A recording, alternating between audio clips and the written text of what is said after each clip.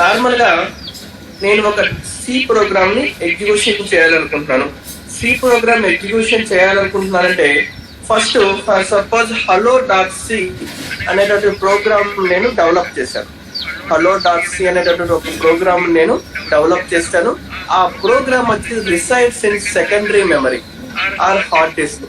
ఏదైనా ఒక program design చేసామంటే ఆ program definitely will be stored in the secondary memory or in hard disk. ఎప్పుడైతే ప్రోగ్రామ్ ని నేను పర్టికులర్ hello.c ప్రోగ్రామ్ ని నేను ఎగ్జిక్యూషన్ చేయాలనుకుంటున్నానో ఇమ్మీడియట్ గా ఆ ప్రోగ్రామ్ ని కాస్త నేను ఏం చేస్తాను, కంపైలర్ కి ఇస్తాను. So it compiler, it takes that executable program and it is converted into high level language to low level language. So compiler ఏం చేస్తుంది, .c అనేది మనం నార్మల్ గా రాస్తుంది హై లెవెల్ లాంగ్వేజ్ లో ఉంటుంది. సో కంపైలర్ ఏం చేస్తుందంటే .c ప్రోగ్రామ్ లో ఉన్నటువంటి హై లెవెల్ లాంగ్వేజ్ ని కాస్త ఎగ్జిక్యూటబుల్ ఫైల్ ఆర్ లో లెవెల్ లాంగ్వేజ్ గా చేంజ్ చేస్తుంది. సో కంపైలర్ ఏం చేస్తుంది, హై లెవెల్ లాంగ్వేజ్ టు లో level language and machine level language కి ఆ యొక్క ప్రోగ్రామ్ ని కన్వర్ట్ చేస్తుంది. సో నేను ఎగ్జాంపుల్ ex.c అనేటువంటి ప్రోగ్రామ్ తీసుకొని కంపైలర్ కి ఇస్తే a.out అని చెప్పేటటువంటి ఒక ప్రోగ్రామ్ వచ్చింది. సో ఆ a.out అంటే ఏంటంటే ఇప్పుడు ex.c అనేది ఏదైతే సి ప్రోగ్రామ్ ఉందో అది it is ready to running or executable for the CPU. అంటే a.out అంటే ఇంకా దాన్ని ఏమి మోడిఫికేషన్ చేయని అవసరం లేదు. అది మెషిన్ లెవెల్ లాంగ్వేజ్ లో లెవెల్ లాంగ్వేజ్ మోడిఫై అయిపోయింది. సో అదేం చేస్తుంది, ఇమ్మీడియట్ గా సిపియు చేత అది ఎగ్జిక్యూషన్ చేయబడచ్చు. సో కంపైలర్ a.out ఆ ప్రోగ్రామ్ ని చేంజ్ చేసిన లో లెవెల్ లాంగ్వేజ్ లోకి మోడిఫై చేసినా సరే that program will be resides in the secondary memory storage device. So .c program secondary మెమరీలోనే ఉంటుంది. ఆ ప్రోగ్రామ్ ని కంపైలర్ కి ఇచ్చి మెషిన్ లెవెల్ లాంగ్వేజ్ లోకి చేంజ్ చేసిన తర్వాత కూడా ఆ ప్రోగ్రామ్ అనేది సెకండరీ మెమరీలోనే ఉంటుంది. సో ఎప్పుడైతే నేను ఆ మెషిన్ లెవెల్ లాంగ్వేజ్ లో మాట్లాడే program CPU to OS allocate చేస్తుందో అప్పుడు ఇమీడియట్ గా ఆ ప్రోగ్రామ్ ఏమవుతుందంటే మెయిన్ మెమరీలోకి వస్తుంది. ఆ మెయిన్ మెమరీలోకి వచ్చినప్పుడు ఇక్కడ నేను ఒక బాక్స్ చూపించాను చూడండి మెయిన్ మెమరీలోకి. సో ఆ మెయిన్ మెమరీలో చూడండి లాస్ట్ బోటమ్ కాలం వచ్చేసి a.out. అంటే ఇప్పుడు ఏదైతే ఆపరేటింగ్ సిస్టమ్ లో సిపియు కి ఏదైతే ప్రోగ్రామ్ అలకేట్ చేసిందో ఫర్ ది ఎగ్జిక్యూషన్ ప్రాసెస్ ఆ ప్రోగ్రామ్ అనేది మెయిన్ మెమరీలో స్టోర్ అవుతుంది a.out. దాని తర్వాత లెవెల్లో ఆ ప్రోగ్రామ్ ఎగ్జిక్యూషన్ చేయడానికి ఫర్ సపోజ్ ఏదైనా ఒక ప్రోగ్రామ్ అనేది ఎగ్జిక్యూషన్ చేస్తాం అనుకోండి, నార్మల్ గా మనకి స్టాటిక్ వేరియబుల్స్ గ్లోబల్ వేరియబుల్స్ అని ఉంటాయి. స్టాటిక్ వేరియబుల్స్ వన్స్ ఒక్కసారి ఆ ప్రోగ్రామ్ లో కనుక ఇచ్చామంటే ఎంటైర్ ప్రోగ్రామ్ లైవ్ ఉన్నంత సేపు కూడా ఆ స్టాటిక్ వేరియబుల్స్ అనేవి యూజ్ చేసుకోవచ్చు. At the same time you know that the global variables also top of the program లో మెన్షన్ చేసామంటే కనుక ఆ గ్లోబల్ వేరియబుల్స్ కూడా ఎంటైర్ ప్రోగ్రామ్ లో ఎలాంటి మోడిఫికేషన్ ఉండదు. ఎంటైర్ ప్రోగ్రామ్ ప్రాసెస్ అనేది యూజ్ చేసుకోవచ్చు. సో ఫస్ట్ ఏమో texted program or a.out executable program ఉంటుంది. దాని తర్వాత లెవెల్లోనేమో static variables or global variables ని ప్లేస్ చేస్తాము. తర్వాత ఉన్నటువంటి పార్ట్ ని 2 పార్ట్స్ గా డాటెడ్ లైన్స్ తోటి నేను సపరేట్ చేశాను. 2 పార్ట్స్ గా డాటెడ్ లైన్ తోటి నేను సపరేట్ చేశాను. దాంట్లో మీకు హీప్ స్టాక్ అని 2 ఉన్నాయి. అసలు హీప్ అంటే ఏంటి, స్టాక్ అంటే ఏంటి మీకు ఆల్రెడీ మాక్సిమం ఐడియా ఉంటుంది.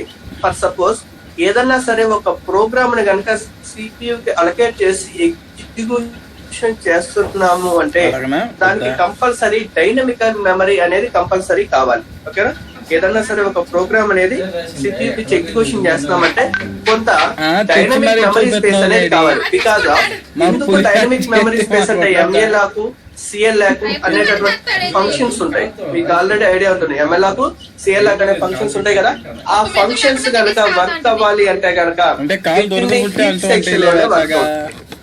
ఆ హీప్ అనేది ఎందుకు ఉపయోగపడుతుంది అంటే డైనమికల్ మెమరీ స్పేస్ యూజ్ చేసుకోవడానికి ఉపయోగపడుతుంది.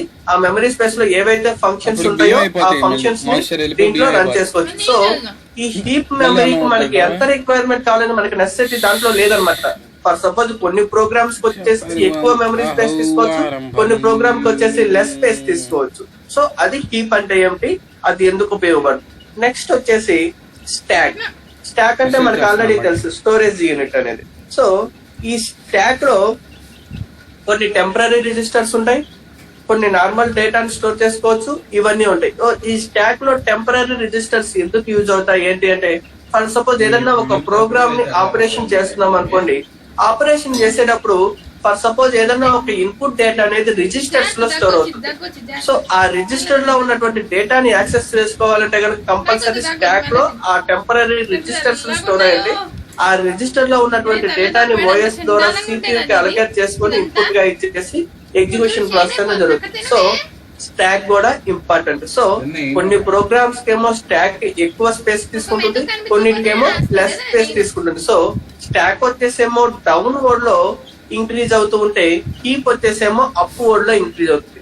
ఎందుకు అంటే ఈ రెండింటికి ఇంక్రీజింగ్ అనేది ఏ స్పేస్ ఎంత తీసుకుంటుంది అనేది తెలియదు. సో మెయిన్ మెమరీ యొక్క స్పేస్ అనేది లెస్ గా ఉంటుంది కాబట్టి ఆ ఉన్నటువంటి స్పేస్ ని మనం స్పెసిఫిక్ గా యూజ్ చేసుకోవాలనుకుంటే కొన్ని ప్రోగ్రామ్స్ కేమో హీప్ స్పేస్ అనేది ఎక్కువ రిక్వైర్మెంట్ ఉంటుంది. సో అప్పుడు స్టాక్ తక్కువగా ఉండొచ్చు, మేబీ ఏ ఛాన్స్. అప్పుడు ఏం చేస్తుంది, ఉన్నటువంటి లెస్ మెమరీలోనే హీప్ ఇంక్రీజ్ అవుతుంది, స్టాక్ కొంచెం రిసైడ్ తక్కువ మెమరీతో స్పేస్ తీసుకుంటుంది. అలానే కొన్ని ప్రాసెస్ కి స్టాక్ కావాల్సినటువంటి మెమరీ ఎక్కువ తీసుకోవచ్చు. అలాంటి టైంలో స్టాక్ ఎక్కువ ఇంక్రీజ్ అవుతుంది, హీప్ ఏమో లెస్ మెమరీ తీసుకుంటుంది. సో ఈ విధంగా హీప్ ఏమో అప్ ఫార్వర్డ్ ఇంక్రీజ్ అవుతుంటుంది, స్టాక్ ఏమో డౌన్ ఫార్వర్డ్ లో ఇంక్రీజ్ అవుతుంటుంది. సో ఈ రెండు ఆపోజిట్ లో ఈ విధంగా ఇంక్రీజ్ అవుతుంటే ఆ ప్రాసెస్ ఎగ్జిక్యూషన్ చేయడానికి మనకి యూజ్ అవుతుంది. సో ఈ టోటల్ మొత్తాన్ని కూడా ఏమంటామంటే ప్రాసెస్ అంటాం. సో ఎప్పుడైతే సెకండరీ మెమరీ స్టోరేజ్ నుంచి మెయిన్ మెమరీలోకి ఓఎస్ తీసుకొచ్చి ప్లేస్ చేసిందో ఇమీడియట్ గా ఈ బాక్స్ అంతా క్లియర్ అవుతుంది. ఏది ఏ డాట్ అవుట్ కానివ్వండి, static variables and global variables, so ఈ బాక్స్ మొత్తం ఈ మొత్తాన్ని ఈ టాస్క్ మొత్తాన్ని మనం ఏమంటామంటే ప్రాసెస్ అంటాం. ఇది ప్రాసెస్ అంటే నార్మల్ గా మనం ఏ ప్రోగ్రామ్ రాసినా సరే అది ప్రోగ్రామే. ఎప్పుడైతే CPU కి అలొకేషన్ చేసి ఎప్పుడైతే ఆ ప్రోగ్రామ్ రన్నింగ్ అవుతుందో, అది ఎగ్జిక్యూట్ అవుతుందో, ఆ ఎగ్జిక్యూటబుల్ ప్రోగ్రామ్ ని కరెంట్ రన్నింగ్ ప్రోగ్రామ్ ని ఏమంటామంటే ప్రాసెస్ అంటాం. సో ప్రాసెస్ ఎప్పుడైతే అవుతుందో దానికి సంబంధించిన ఇన్ఫర్మేషన్ ఈ విధంగా ఉంటుంది. సో మనకి CPU చేత నెంబర్ ఆఫ్ ప్రాసెస్ అనే ఎగ్జిక్యూషన్ చేయబడితే నెంబర్ ఆఫ్ ప్రాసెస్ మెయిన్ మెమరీలో స్టోర్ చేస్తాం. సో ఏ ప్రాసెస్ ఏంటి అనేది ఐడెంటిఫై చేయడానికి వాటికి కొన్ని అట్రిబ్యూట్స్ అనేవి ఉన్నాయి. సో ఆ అట్రిబ్యూట్స్ ఏంటి, అవి ఎలా వర్క్ అవుతుంది ఏంటో చూడండి. Attributes of A process. So వాటిలో మేజర్ గా 8 అట్రిబ్యూట్స్ ఉన్నాయండి. దాంట్లో first one process ID, second one program counter, third one process state, fourth one priority, fifth one general purpose registers, sixth one list of open files, seventh one list of open devices and eighth one protection. ఈ attributes మీరు ఎందుకు అని అడగవచ్చు. So number of processors అనేవి CPU చేత execution చేయబడతాయి. At the same time main మెమరీలో store చేసుకుంటాయి. ఏ ప్రాసెస్ దేనికి సంబంధించింది, అసలు ఏ ప్రాసెస్ ఎవరిది, ఏ యూజర్ది అనేది ఐడెంటిఫికేషన్ పర్పస్ కోసం ఉండేదే ఈ అట్రిబ్యూట్స్ అన్నమాట. సో ఈ అట్రిబ్యూట్స్ ఒక్కొక్క దాని గురించి తెలుసుకున్నాం. ప్రాసెస్ ఐడి అన్నాం.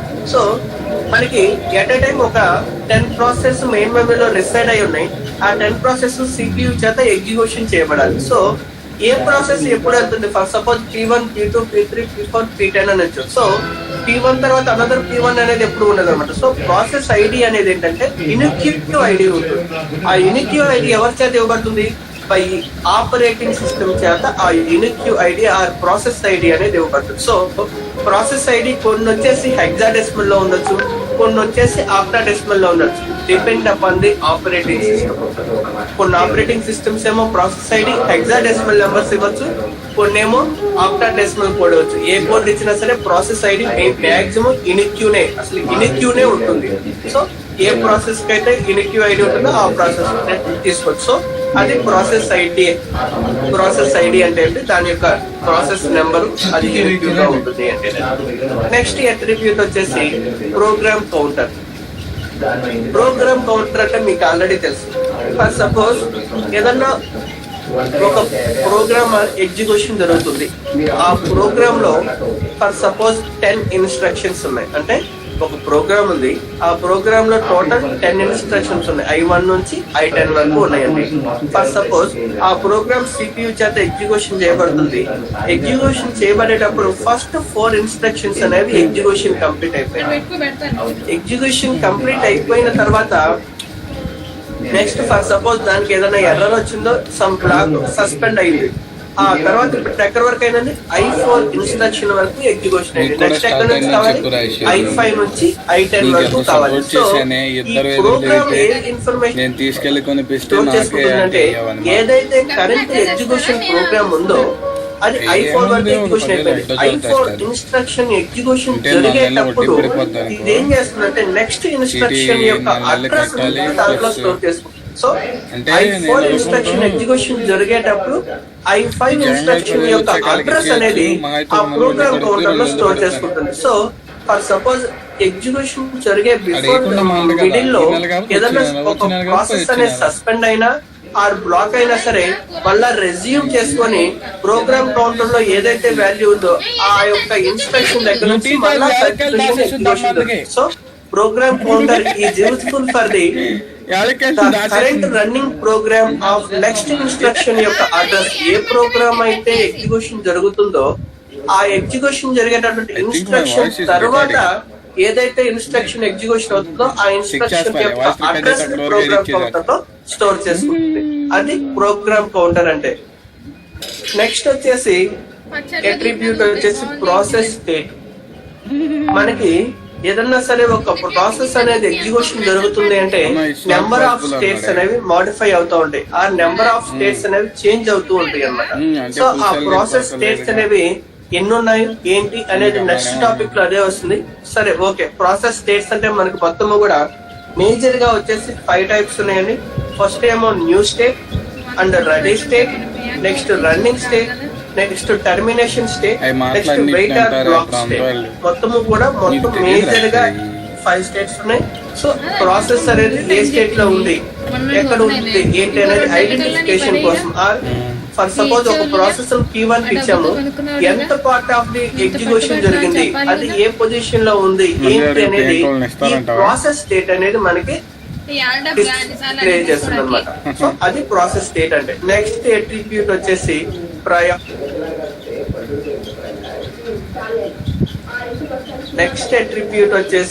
ప్రయారిటీ. అండ్ నా స్క్రీన్ కనిపిస్తుంది కదా మీ అందరికి.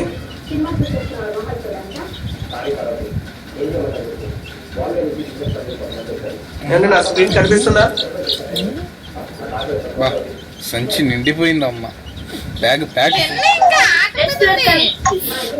ఫుల్ లగేజ్ కనిపిస్తుందా? ఓకే. నెక్స్ట్ అట్రిబ్యూట్ వచ్చేసి ప్రయారిటీ. మనకి ప్రయారిటీ అంటే మీనింగ్ తెలుస్తుంది. ప్రయారిటీ అంటే ఏంటంటే ఒక దానికి హైయెస్ట్ ప్రయారిటీ అంటే ఇంపార్టెన్స్ ఇస్తున్నమాట. సో ఏదైనా ఒక ప్రాసెస్ ఇంపార్టెన్స్ ఇస్తున్నాము అంటే దానికి ఫస్ట్ ఏదైనా ప్రిఫరెన్స్ ఇస్తున్నాము అన్నట్టు. సో ప్రయారిటీ అంటే ఏంటంటే మెయిన్ మెమరీలో నెంబర్ ఆఫ్ ప్రాసెసర్స్ అనేవి స్టోర్ అయి ఉంటాయి. స్టోర్ అయిన తర్వాత ఒక్కొక్కటి ఓఎస్ చేత అలొకేషన్ చేయబడి ఎగ్జిక్యూషన్ జరుగుతుంటుంది. ఫర్ సపోజ్ ఏదైనా ఒక హైయెస్ట్ ప్రయారిటీ ఉన్నటువంటి ప్రాసెస్ కనుక వచ్చింది అనుకోండి. సో ఇమ్మీడియట్ గా ఏం చేస్తుంది, CPU చేత లో ప్రయారిటీ ఉన్నటువంటి ప్రాసెస్ ఎగ్జిక్యూషన్ చేయబడుతూ ఉంటుంది. So middle of that process అనేది ఏం చేస్తుంది, సస్పెండ్ చేసి మళ్ళా వెయిటింగ్ పొజిషన్ లోకి పంపించిన తర్వాత హైయెస్ట్ ప్రయారిటీ ప్రాసెస్ ఏదైతే ఉందో దాన్ని CPU అలొకేషన్ చేసి ఎగ్జిక్యూషన్ చేయబడుతుంది. సో ప్రయారిటీ అంటే ఏం లేదు, హైయెస్ట్ ప్రయారిటీ ఉన్నటువంటి ప్రాసెస్ ఓఎస్ చేత లో ప్రయారిటీ ఉన్నటువంటి ప్రాసెస్ ని కాంటెక్స్ట్ స్విచ్చింగ్ చేసి హై ప్రయారిటీ ఉన్నది అలొకేట్ అయిపోయి ఎగ్జిక్యూషన్ జరుగుతుంది. సో ప్రయారిటీ అదనమాట. ఏ ప్రాసెస్ అయితే హైయెస్ట్ ప్రయారిటీ ఉంటుందో అది ఫస్ట్ ఎగ్జిక్యూషన్ జరుగుతుంది. నెక్స్ట్ 5th వన్ వచ్చేసి జనరల్ పర్పస్ రిజిస్టర్స్ అన్నాం. జనరల్ పర్పస్ రిజిస్టర్స్ మీకు ఇందాకలా నేను మీకు చెప్పాను, టెంపరరీ రిజిస్టర్స్ ఆర్ రిజిస్టర్స్ అనే స్టాక్ లో స్టోర్ అవుతాయి. సేమ్ అలాగనే ఈ జనరల్ పర్పస్ రిజిస్టర్స్ ఎందుకు అంటే, ఫర్ సపోజ్ నేను ఒక ప్రోగ్రామ్ ఎగ్జిక్యూషన్ చేస్తూ ఉన్నాను. ఆ ప్రోగ్రామ్ లో 10 ఇన్స్ట్రక్షన్స్ ఉన్నాయి. ఆ 10 ఇన్స్ట్రక్షన్ లో I5 అంటే 5th ఇన్స్ట్రక్షన్ యొక్క ఏంటి అంటే R1 tends to దీన్ని మరి R1 plus ఇవి 1 R2 kg బస్తాలో తయారైంది ఇది. R1 రిజిస్టర్ లో వచ్చినటువంటి రిజల్ట్ స్టోర్ అవ్వాలి. ఆ రిజల్ట్ ఏంటయ్యా అంటే రిజిస్టర్ R2 లో ఉన్నటువంటి వాల్యూ మొత్తం ప్లస్ నిండిపోయింది. R3 రిజిస్టర్ లో ఉన్నటువంటి వాల్యూ యాడ్ అయ్యి R1 రిజిస్టర్ లో స్టోర్ అవ్వాలి. సో ఆ రిజిస్టర్స్ లో ఉన్నటువంటి ఇన్ఫర్మేషన్ తీసుకోవాలి అంటే స్టోర్ చేయాలంటే జనరల్ పర్పస్ రిజిస్టర్ అనేది కావాలి. సో జనరల్ పర్పస్ రిజిస్టర్స్ ఎందుకు అంటే టెంపరీగా ప్రాసెస్ ఆర్ ప్రోగ్రామ్ అనేది ఎగ్జిక్యూషన్ చేసేటప్పుడు ఏదన్నా ఇన్స్టాంటేనియస్ గా వాల్యూషన్ యాడ్ దాంట్లో స్టోర్ చేసుకోవాలన్నా ఆ స్టోర్ చేసుకున్నటువంటి వాల్యూస్ ని మళ్ళా ఫర్దర్ గా యూజ్ చేసుకోవాలన్నా సరే ఈ రిజిస్టర్స్ ని యూజ్ చేస్తాయి. ఈ registers are handle by the operating system. ఏ ప్రాసెస్ కి అయితే ఆ ప్రాసెస్ సంబంధించిన రిజిస్టర్స్ స్టోర్ చేసుకుంటుంది. ఆ ప్రాసెస్ ఆ రిజిస్టర్ లో ఆ ఇన్ఫర్మేషన్ తో పాటు అది ఏ ప్రాసెస్ కి సంబంధించినటువంటి రిజల్ట్ ఆర్ డేటా అనేది కూడా దాంట్లో ఇంక్లూడ్ చేస్తుంది. సో ఇదంతా కూడా ఆపరేటింగ్ సిస్టమ్ అనేది మెయింటైన్ చేస్తుంది. సో జనరల్ పర్పస్ రిజిస్టర్ ఏదైతే కరెంట్ ప్రోగ్రామ్ ఎగ్జిక్యూషన్ జరుగుతుందో ఎగ్జిక్యూషన్ జరిగేటప్పుడు ఏదన్నా ఒక డేటాని స్టోర్ చేయాలన్నా ఆ స్టోర్ చేసినటువంటి డేటాని ఫర్దర్ గా యూజ్ చేసుకోవాలన్నా సరే ఈ జనరల్ పర్పస్ రిజిస్టర్స్ ని యూజ్ చేస్తాం అన్నమాట ఇంతవరకు. నెక్స్ట్ వచ్చేసి list of open files. For suppose మనం ఏదన్నా సరే ఒక ప్రోగ్రామ్ అనేది ఎగ్జిక్యూషన్ చేస్తున్నాం అనుకోండి, ఆపరేటింగ్ సిస్టమ్ చేత ఫర్ సపోజ్ ప్రోగ్రామ్ అనేది యూజర్ మోడ్ లో ఎగ్జిక్యూషన్ జరుగుతుంది.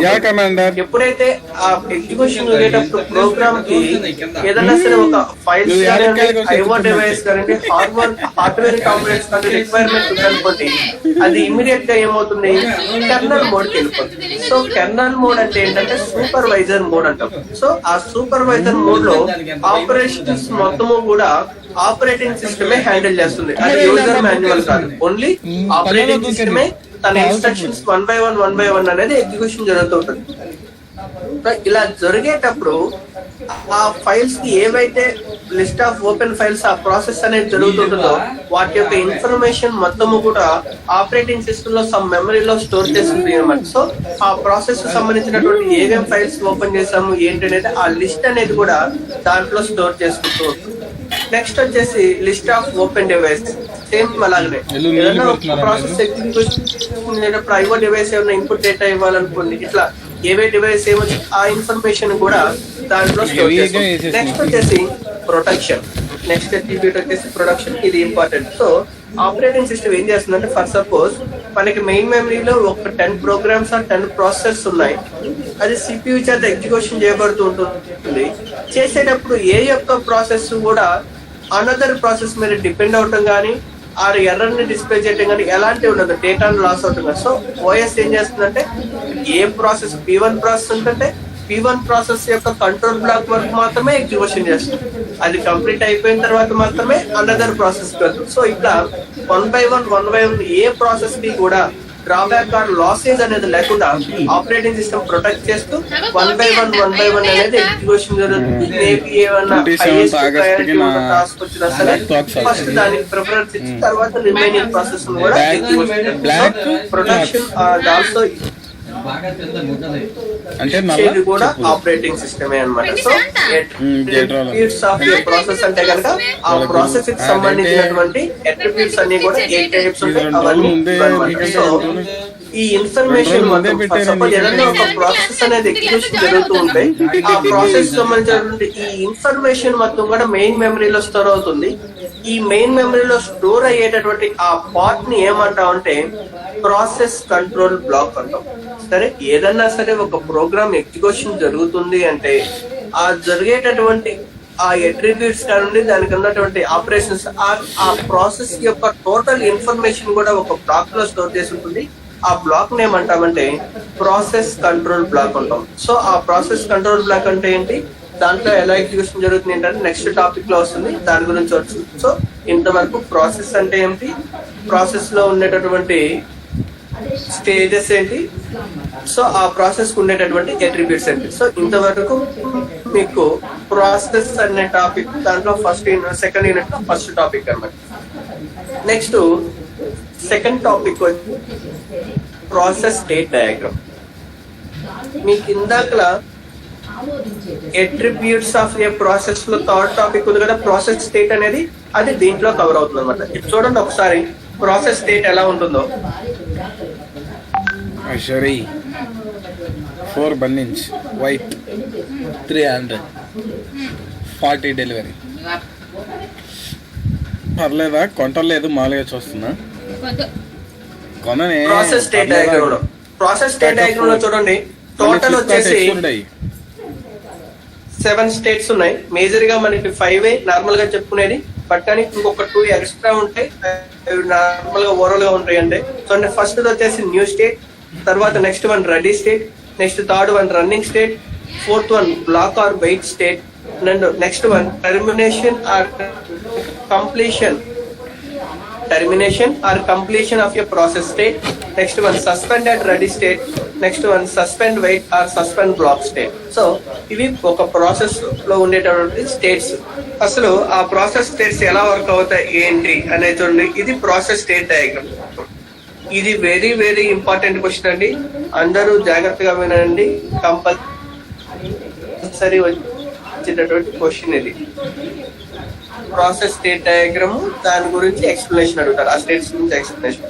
సో ఫస్ట్ న్యూ స్టేట్ ఉంది చూడండి. న్యూ స్టేట్ అంటే ఏంటంటే ఇది సెకండరీ మెమరీలో ఉంటుంది.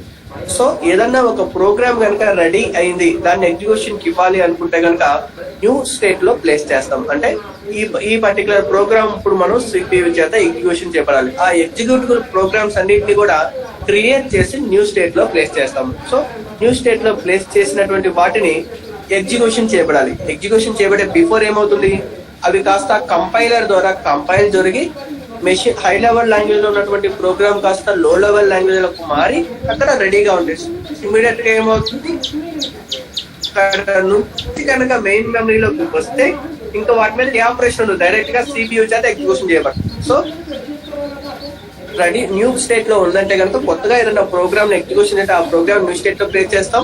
ప్లేస్ చేసినటువంటి ప్రోగ్రామ్ ని ఇంటర్ప్రిటర్ ఆర్ కంపైలర్ ద్వారా కంపైల్ చేసి మెషిన్ లెవెల్ లాంగ్వేజ్ మార్చిన తర్వాత దాంట్లో ప్లేస్ చేస్తాం. సో ఎప్పుడైతే అది ప్లేస్ చేసామో వాటిని ఎగ్జిక్యూషన్ చేద్దాం అనుకుంటున్నామో రెడీ స్టేట్ లో ప్లేస్ చేస్తాం.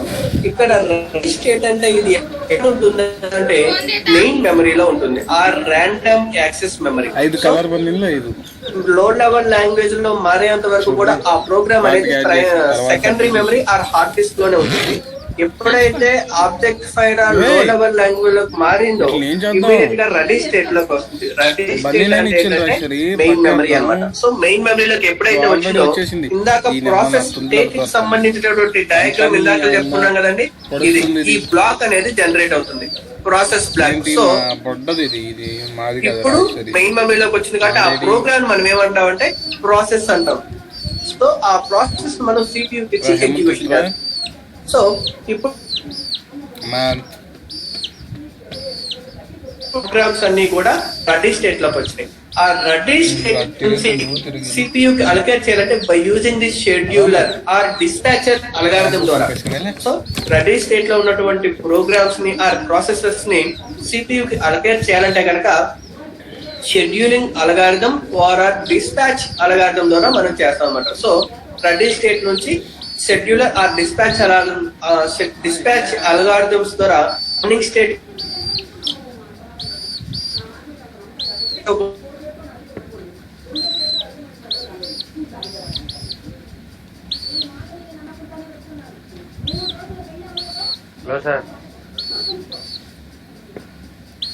Hello sir. సార్ మీ వాయిస్ కట్ అవుతున్నది. Commander voice glitch.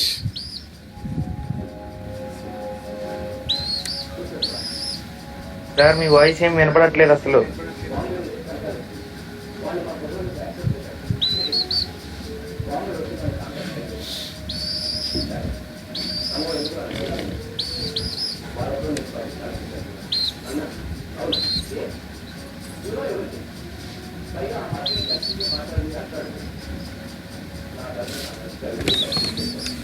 The voice not coming.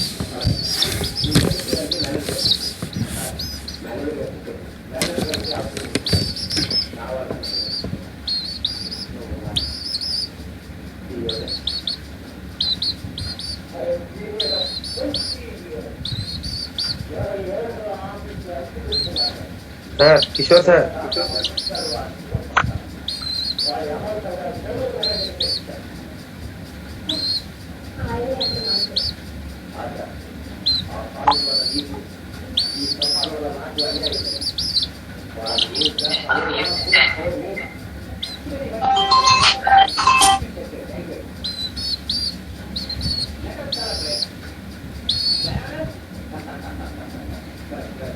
ఎక్కడి నుంచి నాది స్క్రీన్ ఆఫ్ అయిపోయింది?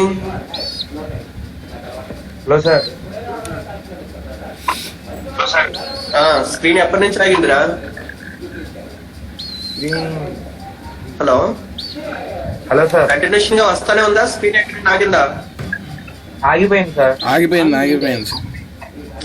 ఎప్పటి నుంచి? ఒక 5 minutes అనుకుంటా సార్. న్యూ చెప్తున్నారు కదా సార్, క్రియేట్ అయిన దగ్గర నుండి ఆగింది సార్. ఒక 5 నిమిషాలు ఓకే, ఇప్పుడు కనబడుతుందా స్క్రీన్? స్క్రీన్ కనపడుతున్నది కానీ కనపడట్లేదు సార్. స్క్రీన్ కనబడుతుంది కానీ వాయిస్ వినపడట్లేదు సార్. వాయిస్ వినబడతలేదా? ఓకే ఓకే, సరే చెప్తాను. సరే, ఇప్పుడు ప్రాసెస్ స్టేట్ డయాగ్రామ్ లో ఫస్ట్ న్యూ స్టేట్ అండి. న్యూ స్టేట్ అంటే ఏంటంటే ఏదైనా సరే ఒక ప్రోగ్రామ్ ఎగ్జిక్యూషన్ చేయాలి, ఏదైనా ప్రోగ్రామ్స్ ఎగ్జిక్యూషన్ చేయాలంటే కనుక ఆ ప్రోగ్రామ్స్ అన్నిటిని కూడా న్యూ స్టేట్ లో ప్లేస్ చేస్తాం. న్యూ స్టేట్ అనేది ఎక్కడ ఉంటుందా అంటే సెకండరీ మెమరీలో ఉంటుంది. సో న్యూ స్టేట్ లో ప్లేస్ చేస్తాము. న్యూ స్టేట్ లో ప్లేస్ చేసిన తర్వాత ఆ ప్రోగ్రామ్ ఎగ్జిక్యూషన్ కి ఇవ్వాలి. ఎగ్జిక్యూషన్ జరిగే బిఫోర్ ఏం జరుగుతుందంటే ఆ ప్రోగ్రామ్స్ అన్ని కంపైలేషన్ జరిగి హై లెవెల్ లాంగ్వేజ్ లో ఉన్నటువంటి ప్రోగ్రామ్స్ అన్ని కూడా లో లెవెల్ లాంగ్వేజ్ లకు మారుతుంది అనమాట. సో అక్కడ వరకు మెయిన్ మెమరీలో న్యూ స్టేట్ లో ప్రాసెస్ అనేది జరుగుతుంది, ఆ ప్రోగ్రామ్ ప్రాసెస్ అనేది జరుగుతుంది. జరిగిన తర్వాత న్యూ స్టేట్ నుంచి రెడీ స్టేట్ లోకి ఆ కంపైలేషన్ జరిగి లో లెవెల్ లాంగ్వేజ్ లోకి వచ్చిన ఎగ్జిక్యూటబుల్ ప్రోగ్రామ్స్ అన్నిటిని కూడా దీంట్లో ప్లేస్ చేస్తారు, రెడీ ప్లేస్ లో. సో రెడీ స్టేట్ అనేది ఏంటంటే main memory or random access memory. So దీంట్లో స్టోర్ అయినటువంటి వాటిని ఓఎస్ ఏం చేస్తుంది, 1 by 1 CPU అలొకేషన్ చేసి ఎగ్జిక్యూషన్ ప్రాసెస్ అనేది జరుగుతుంది. సో ఇప్పుడు రెడీ స్టేట్ కి వచ్చాం. ఈ రెడీ స్టేట్ లో మొత్తం కూడా ఒక 5 ప్రాసెసర్స్ ఉన్నాయి అనుకుంటాం.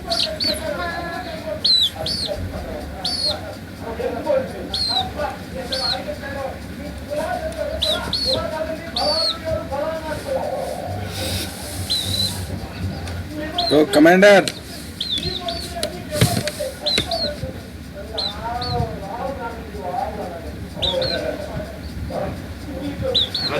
Hello commander.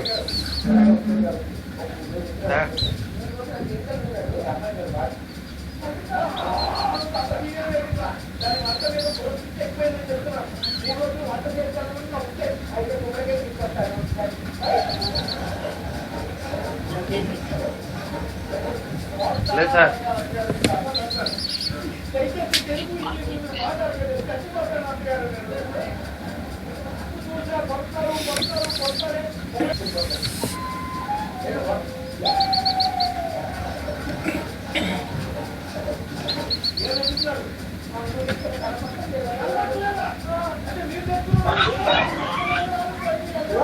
ఏమైంది వేస్తుంటూ వైఫై అప్పుడప్పుడు పోతా ఉంది, పవర్ పోతుంది మధ్య మధ్యలో. సార్ మీకు కాల్ ఏదో వస్తున్నట్టు. కాల్ వచ్చి మెసేజ్ వచ్చిన వాయిస్ స్టక్ అయిపోతుంది సార్ మాకు. అవునవును, అదే జరుగుతుంది. ఓకే, చెప్పాను, ఇంక చేయట్లే కాల్.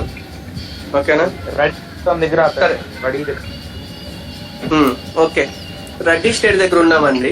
ఇప్పుడు రెడీ స్టేట్ లో టోటల్ కూడా 5 ప్రాసెసర్స్ ఉన్నాయి. సో ఇప్పుడు ఏం జరుగుతుందంటే P1 ప్రాసెస్ అనేది CPU చేత ఎలికేషన్ చేయబడాలి, ఎగ్జిక్యూషన్ జరగబడాలి. సో ఓఎస్ ఏం చేస్తుంది, P1 ప్రాసెస్ ని by using scheduler or dispatch algorithm, అంటే రెడీ స్టేట్ నుంచి రన్నింగ్ స్టేట్ కనుక ప్రాసెస్ ని CPU కి అలికేషన్ చేయాలంటే కనుక scheduler algorithm or dispatch algorithm ని యూజ్ చేసుకొని మెయిన్ మెమరీలోంచి CPU కి అలొకేషన్ చేస్తుంది ఓఎస్. సో P1 ప్రాసెస్ అనేది CPU కి అలొకేషన్ చేయబడింది బై యూజింగ్ షెడ్యూలర్ అల్గారిథం ద్వారా. సో అప్పుడు ఏమవుతుంది, నార్మల్ గా కనుక ఎగ్జిక్యూషన్ ప్రాసెస్ జరిగితే కనుక ఏమవుతుంది, కంప్లీషన్ అయిపోతుంది, టర్మినేషన్ అవుతుంది. అది నార్మల్ ప్రొసీజర్. ఫర్ సపోజ్ నేను P2 ప్రాసెస్ ని ఇప్పుడు బై యూజింగ్ షెడ్యూలర్ అల్గారిథం ద్వారా నేను CPU కి అలొకేషన్ చేశాను. ఇమీడియట్ గా for suppose some of the part అనేది ఎగ్జిక్యూషన్ జరిగింది. ఆ P2 process some part execution జరిగిన తర్వాత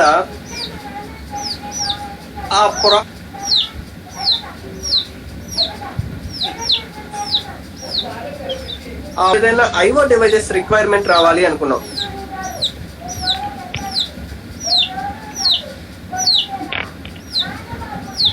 ఆ ప్రాసెస్ కి IO డివైజెస్ రిక్వైర్మెంట్ కావాలి అనుకున్నాం. సో P2 ప్రాసెస్ కి IO డివైస్ రిక్వైర్మెంట్ ఎప్పుడైతే వచ్చిందో OS ఏం చేస్తుంది అంటే ఇమీడియట్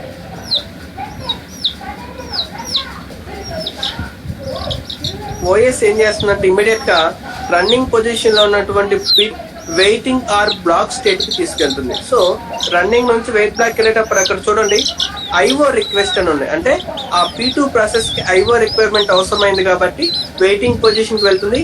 IO టాస్క్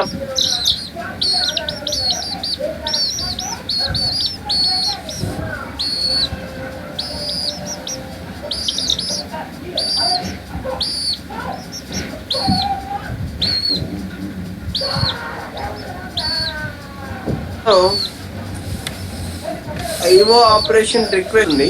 ఆ P2 ప్రాసెస్ కనుక IO compilation IO request complete అయిపోతే కనుక మళ్ళీ ఆ ప్రాసెస్ కాస్త ఏమవుతుంది, రెడీ స్టేట్ లో ప్లేస్ అవుతుంది. సో అట్లా 1 by 1 అనేది ఎగ్జిక్యూషన్ జరుగుతుంది. ఇది ready state, running state, waiting state ఈ మూడింటికి మధ్య ఈ విధంగా జరుగుతుంటుంది. సో నార్మల్ గా రెడీ స్టేట్ లోంచి ప్రాసెస్ తీసుకుని రన్నింగ్ స్టేట్ కి వెళ్ళిపోతుంది. ప్రాసెస్ టాస్క్ కంప్లీట్ అయిపోతే కనుక టర్మినేట్ అవుతుంది. ఏదన్నా సరే IO డివైస్ కానీ ఎర్రర్ కానీ వస్తే కనుక వెయిటింగ్ పొజిషన్ కి వెళ్తుంది. IO డివైస్ అయితేనేమో IO కంప్లీషన్ చేస్తుంది. ఎర్రర్స్ వస్తేనేమో ఆపరేటింగ్ సిస్టమ్ చూసుకొని ఎర్రర్స్ ని రెక్టిఫై చేస్తుంది. ఆ టాస్క్ కంప్లీట్ అయిపోయిన తర్వాత ఇమీడియట్ గా ఏమవుతుంది, IO కంప్లీషన్ అయిపోయిన తర్వాత మళ్ళీ ఆ ప్రాసెస్ P2 ప్రాసెస్ అనేది రెడీ క్యూలో ప్లేస్ అవుతుంది.